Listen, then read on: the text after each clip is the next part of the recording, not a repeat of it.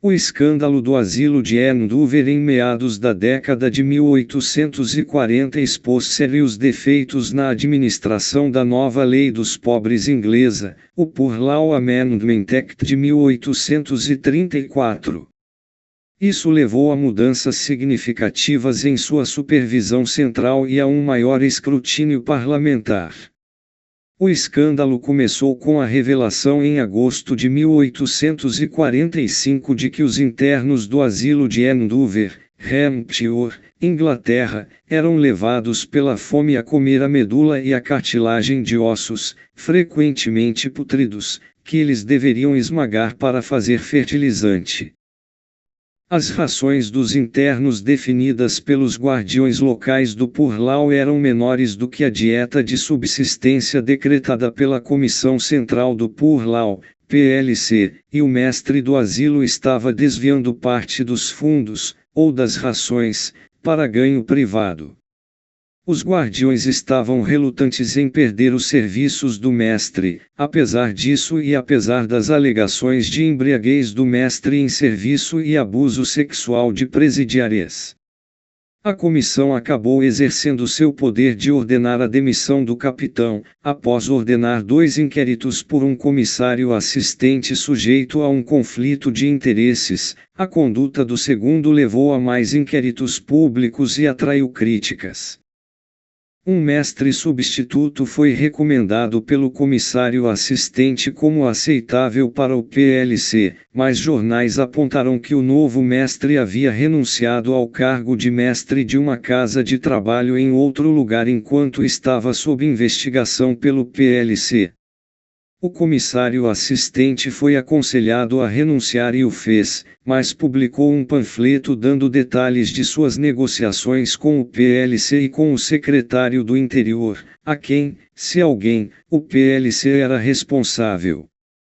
O secretário do Interior descreveu o caso como meramente uma briga de workhouse, mas a Câmara dos Comuns criou um comitê seleto em março de 1846 para investigar tanto o workhouse de Andover quanto o funcionamento do PLC de forma mais geral. O comitê seleto descobriu que houve grande má administração no Conselho de Guardiões de Andover, e que sua administração da lei foi marcada por uma severidade muito desnecessária. O comitê descobriu que o PLC, por causa de uma disputa de poder entre os comissários e seu secretário, não conduziu seus negócios, conforme exigido pelo ato que os estabeleceu, por meio de reuniões em ata como um conselho, nem foram mantidos registros adequados de suas decisões e das razões para elas. O comitê caracterizou a conduta dos comissários em questões dentro dos termos de referência do comitê como irregular e arbitrária, não de acordo com o estatuto sob o qual exercem suas funções, e tal que abalou a confiança pública em sua administração da lei, continuando a observar que o comitê havia ouvido de passagem evidências preocupantes sobre questões fora de seus termos de referência nas quais seria impróprio basear as conclusões. Como consequência do relatório do comitê, e, portanto, do escândalo de Andover, a Lei de Administração da Lei dos Pobres de 1847 substituiu a Comissão da Lei dos Pobres por um Conselho da Lei dos Pobres, do qual vários ministros do gabinete faziam parte ex officio. Antes de 1834, os pobres eram sustentados sob os auspícios da Old Poor Law, introduzida no período Tudor, que era financiada por uma taxa paroquial cobrada de proprietários de terras e inquilinos. Desse fundo, cada paróquia fornecia pagamentos de auxílio aos moradores que estavam doentes ou desempregados. À medida que a população crescia aumentando em 2/3 para quase 15 milhões entre 1801 e 1830, mais e mais pessoas se tornavam dependentes do auxílio paroquial, os contribuintes começaram a reclamar dos custos e níveis cada vez mais baixos de auxílio eram fornecidos. 3,5 pães de 1 galão, cada um pesando 8 libras e 11 onças, por semana eram considerados necessários para um homem em 1795. Em novembro de 1830, a ração na área de Andover havia sido reduzida para 1/4 de um pão por dia, ou seja, reduzida pela metade. Também havia um sentimento entre as classes média e alta de que estavam pagando os pobres para ficarem ociosos e evitarem o trabalho. A forma como os fundos da lei dos pobres foram desembolsados levou a uma redução ainda maior nos salários agrícolas, uma vez que os fazendeiros pagariam aos seus trabalhadores o mínimo possível, sabendo que o fundo paroquial complementaria os salários até um nível básico de subsistência. A introdução de máquinas debulhadoras mecânicas, que podiam fazer o trabalho de muitos homens, ameaçou ainda mais os meios de subsistência de centenas de milhares de trabalhadores rurais. Após colheitas ruins em 1828 e 1829, os trabalhadores rurais encararam o inverno de 1830 que se aproximava com pavor. Os Swing Riots que começaram em Kent em junho de 1830 finalmente estouraram em Andover e nas paróquias vizinhas em 19 de novembro de 1830, coincidindo com a feira anual quando a cidade estava cheia de trabalhadores. Nos 2 dias seguintes, gangues de trabalhadores atearam fogo em montes de feno e destruíram máquinas debulhadoras enquanto exigiam um aumento nos salários e uma redução nos aluguéis. Na tarde de 20 de novembro, uma multidão de 300 trabalhadores partiu do Barangel e atacou a Waterloo Ironworks em Anna Valley, nos arredores da cidade, derrubando paredes e parte do telhado, quebrando alguns arados pela metade e danificando o guindaste e a roda d'água da fundição. Os magistrados da cidade escreveram ao secretário do Interior, Lord Melbourne, em 20 e 21 de novembro, solicitando apoio militar para restaurar a ordem. Às 15 horas de 21 de novembro, o The Times relatou que uma imensa multidão havia se reunido no centro da cidade e, encharcada de bebida, começou a arrombar os portões da prisão e libertar um de seus líderes que havia sido preso anteriormente.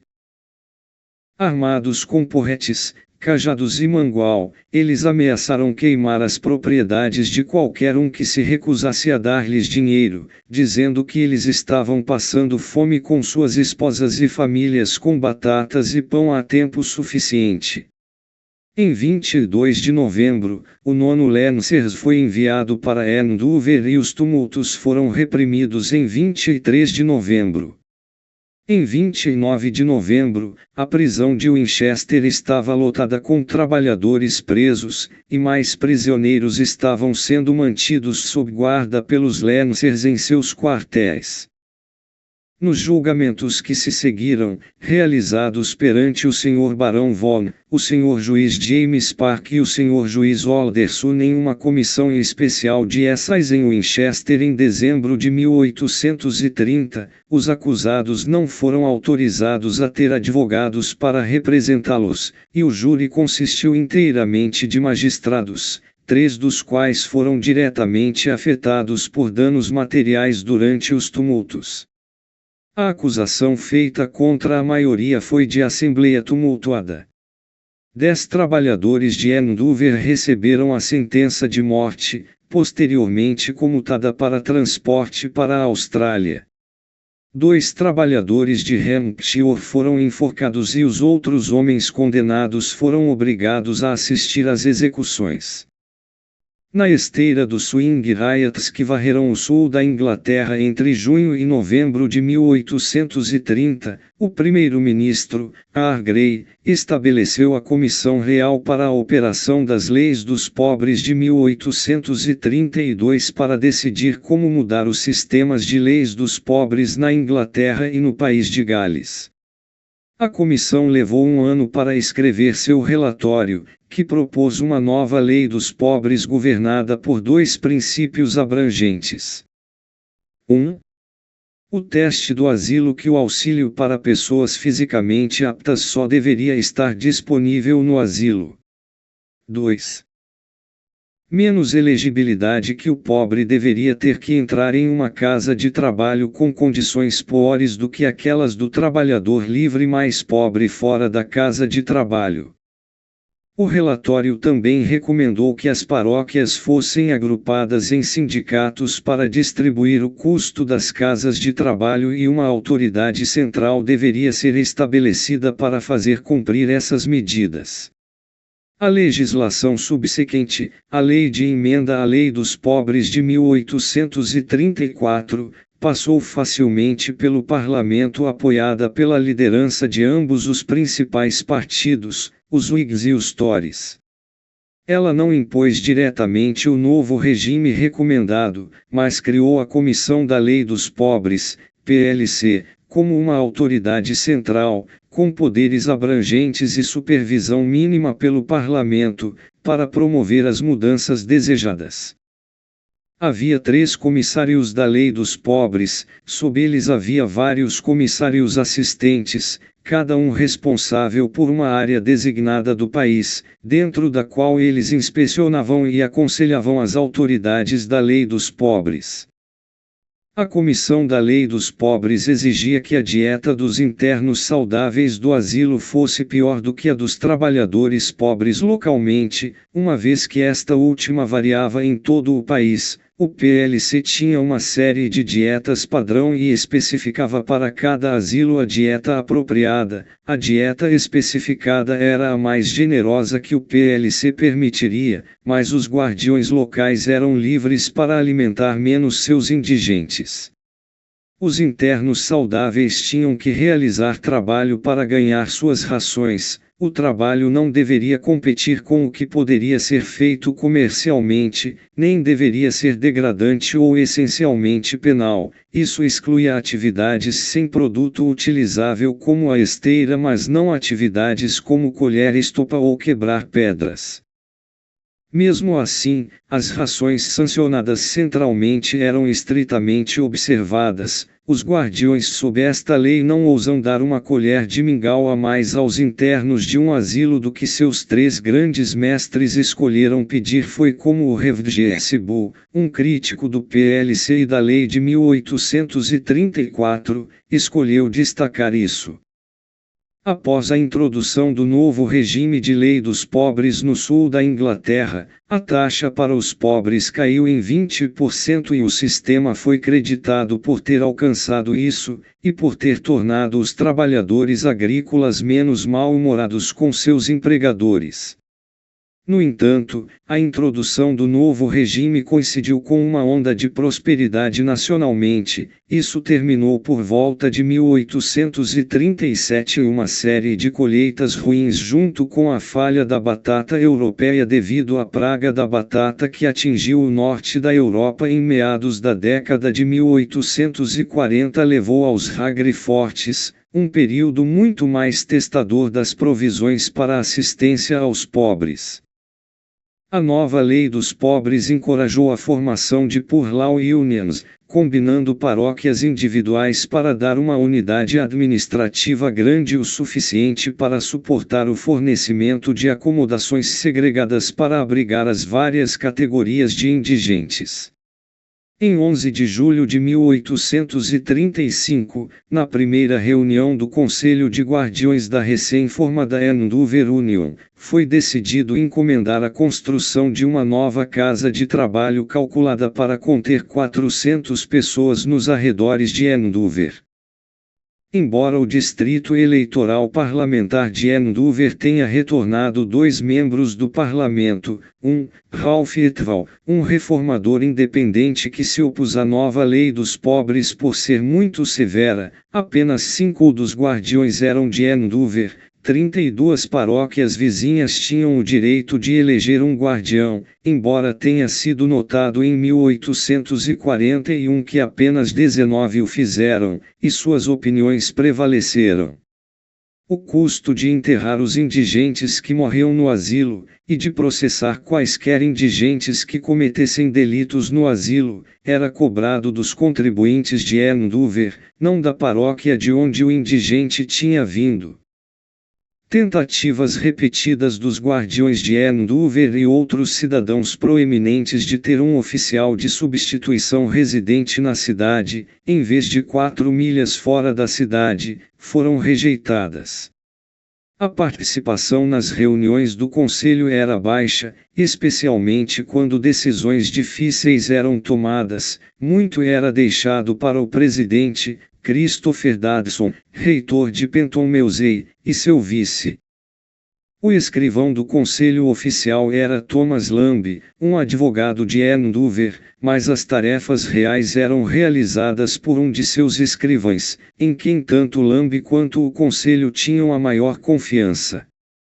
Em 1842, suspeitas foram expressas pelo supervisor dos pobres de Andover, onde o escrivão havia sido nomeado coletor das taxas dos pobres. O escrivão fugiu, investigação subsequente mostrando uma deficiência de cerca de 1.380 libras esterlinas nas contas do sindicato.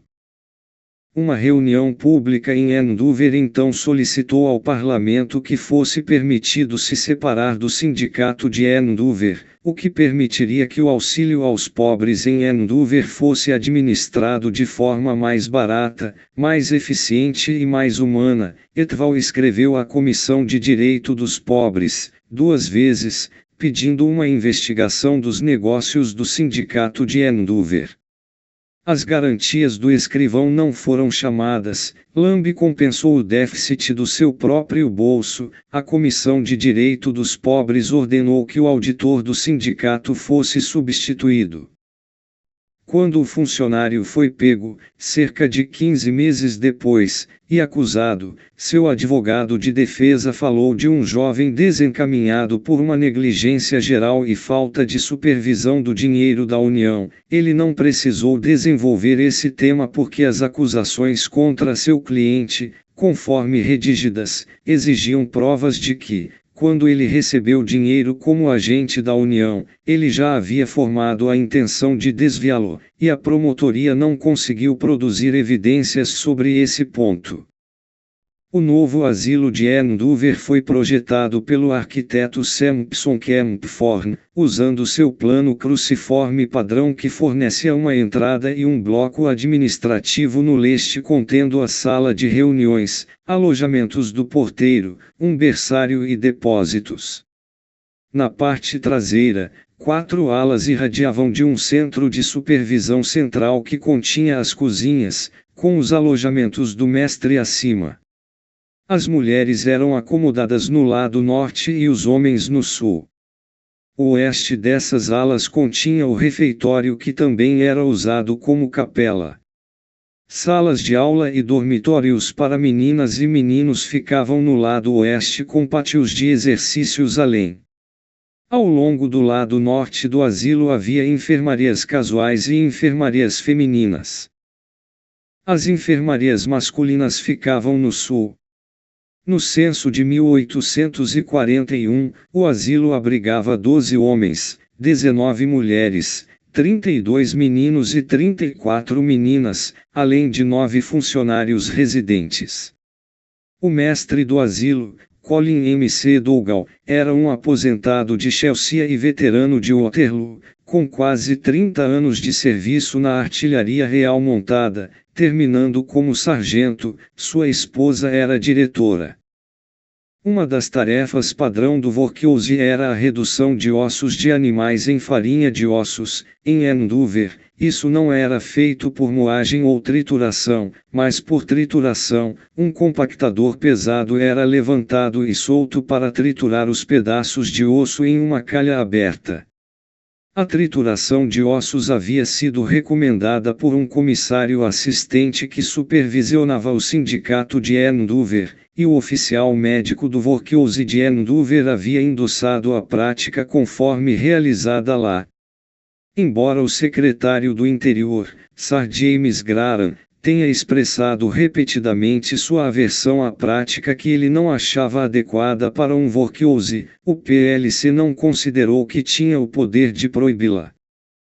Em fevereiro de 1845, Ragman Day, um dos guardiões da lei dos pobres eleito por Andover, um produtor de milho, magistrado do distrito e anteriormente envolvido com a administração da antiga lei dos pobres, levantou na reunião semanal do Conselho de Guardiões rumores de que os indigentes que começavam a trabalhar para esmagar ossos de animais, para produzir fertilizante de farinha de osso, tinham o hábito de comer tutano e cartilagem ainda aderidos aos ossos. O conselho desconsiderou os rumores, mas Monday persuadiu alguns dos céticos a acompanhá-lo quando ele entrevistou alguns dos indigentes. O mestre do asilo apresentou 10 ou 12 indigentes, que confirmaram a história. Eles disseram que lutavam entre si pelos ossos se estivessem frescos, mas estavam com tanta fome que comiam a medula mesmo quando os ossos estavam podres. Monday havia instado uma reunião subsequente do conselho para relatar a roedura de ossos à comissão da lei dos pobres e pedir um inquérito, mas isso foi rejeitado sem que uma moção fosse formalmente apresentada. Monday, portanto, escreveu para Etval e para outros 2 parlamentares, ambos oponentes veementes da New Poor Law. Etval não levantou a questão imediatamente, mas em agosto de 1845, quase no final da sessão parlamentar, Thomas Weekly, parlamentar de Finsbury, perguntou ao secretário do Interior, Sir James Graham, o que a Poor Law Commission havia dito a Graham sobre a prática. Graham não tinha informações, duvidava que o relatório fosse verdadeiro, mas prometeu uma investigação imediata. No dia útil seguinte, o Sr. Parker, o comissário assistente cuja área incluía o Andover Union, foi enviado a Andover para investigar. Ele tomou uma declaração juramentada de Monday e então, como havia dito a Monday que faria, retornou a Londres. Nos 2 dias seguintes, no entanto, ele realizou um inquérito nas instalações do asilo, o inquérito, que, formalmente, não era para permitir que o comissário assistente chegasse a um julgamento, mas para permitir que ele apurasse os fatos e os relatasse para consideração da comissão, não foi realizado a portas fechadas, mas não foi divulgado. O Hampshire Advertiser da semana seguinte relatou, brevemente, que o inquérito havia ocorrido, mas seu resultado ainda não havia sido divulgado. Outras acusações se seguiram rapidamente, o Times e o Evening Mail. Relatando que a reunião de 9 de agosto dos Guardiões do Sindicato de Andover ouviu alegações de que o chefe do asilo não havia fornecido aos indigentes doentes os extras dietéticos ordenados pelo oficial médico e estava desviando as provisões do asilo para seu próprio lucro. O Sr. Parker retornou a Andover para realizar audiências sobre essas novas acusações. Após concordar que o inquérito seria realizado em público, ele adiou os procedimentos por 1 semana para dar ao mestre, que permaneceu no cargo, tempo para preparar sua defesa. Thomas Westlake, o oficial médico, que havia feito essas alegações, escreveu à Comissão de Direito dos Pobres fazendo ainda mais alegações, que havia peculato persistente para sustentar a casa de uma filha casada do mestre e que M.C. Dougal havia frequentemente tomado liberdades com as mulheres e meninas mais jovens nesta casa e tentado em vários momentos convencê-las, pela força ou de outra forma, a consentirem satisfazer seus desejos, que ele realmente teve relações sexuais criminosas com algumas das detentas, e por um longo tempo foi culpado de embriaguez e outras imoralidades. Quando o inquérito foi retomado, Parker se recusou a levar qualquer evidência sobre as acusações adicionais até que tivesse mais instruções da comissão. Além disso, ele só ouviria evidências de indigentes não recebendo o que deveriam, evidências de porcos sendo alimentados com batatas faturadas como rações de indigentes eram irrelevantes. Parker criticou repetidamente Westlake por não registrar seus extras no formulário, e nos formulários, prescritos pela comissão, ele também colocou a responsabilidade pela formulação e acusação de acusações inteiramente em Westlake. Os apoiadores de Westlake, portanto, contrataram um advogado. O advogado era sênior, e mais bem-sucedido do que Parker na ordem dos advogados, e as relações entre os dois tornarão-se progressivamente mais tensas. Depois de mais uma crítica à negligência de Westlake na manutenção de registros, seu advogado retrucou que se Westlake tivesse sido o culpado, então havia outros cujo dever era ver se os livros do sindicato estavam em ordem, os auditórias do sindicato, seus guardiões e seu comissário assistente supervisor, e pode ser que, no devido tempo, sejam feitas acusações contra eles. A promotoria alegou que McDougall estava intimidando testemunhas sob o nariz de Parker. Parker negou isso, mas foi reconhecido por todos os lados que os internos do asilo que testemunharam que McDougall havia tomado liberdades com eles foram posteriormente abusados verbalmente e agredidos fisicamente pela senhora McDougall. Após 11 dias de audiência de testemunhas da promotoria, Parker anunciou que não ouviria novos casos ou testemunhas. A promotoria havia listado mais de 100 testemunhas, e levaria 3 meses para ouvi-las todas. Levou mais 2 dias para concluir o caso da promotoria. Parker anunciou que ouviria a defesa contra as acusações relacionadas ao desvio de bens para a filha casada em 2 dias, e então adiaria os procedimentos para permitir que a defesa contra as outras acusações fosse preparada. No entanto, no dia seguinte, Westlake recebeu uma carta da Poor Law Commission suspendendo o inquérito. Curta o vídeo e se inscreva no canal para receber os vídeos mais recentes assim que eles forem lançados.